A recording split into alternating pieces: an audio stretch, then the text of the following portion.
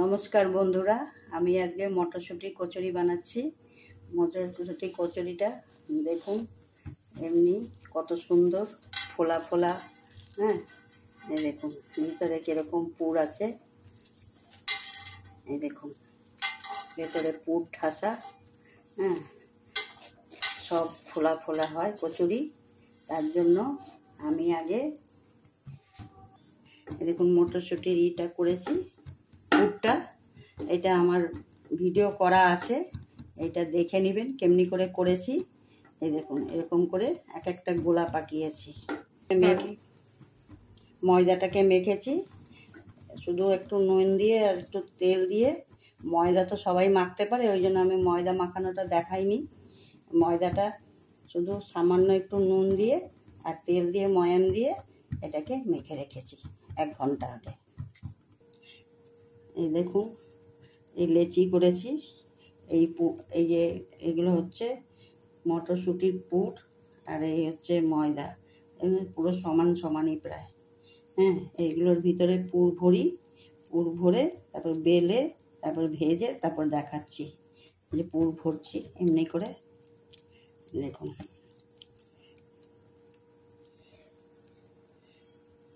কোনো ব্যাপার না। ময়দাটা দেখুন কীরকম, একদম খুব শক্ত মাখবেন না আর একদম নরমও মাখবেন না।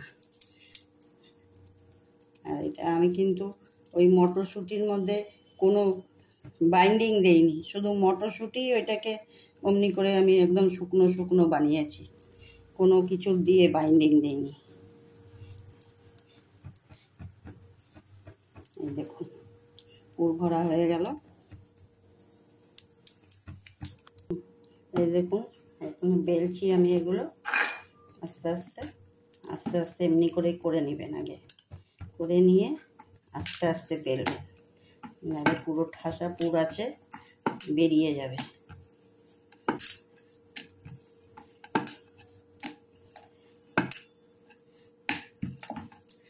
আরেকটা বেলে দেখিয়ে দিচ্ছি।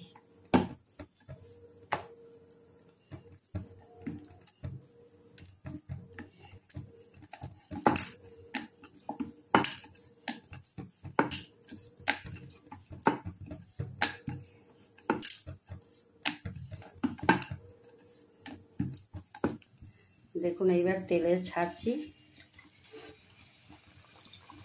দেখুন ভাজা হচ্ছে।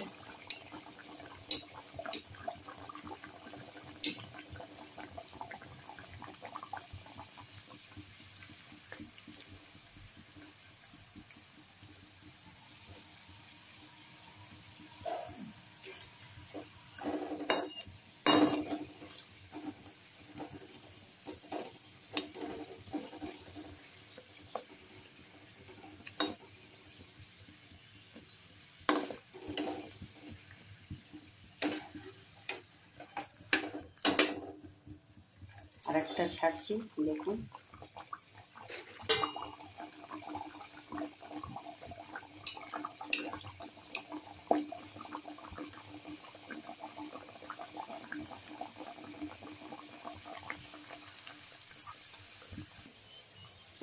এরকম ফুলে উঠেছে। দুই পাশেই দেখুন কোথাও কিচ্ছু বেরোয়নি, সুন্দর হয়েছে।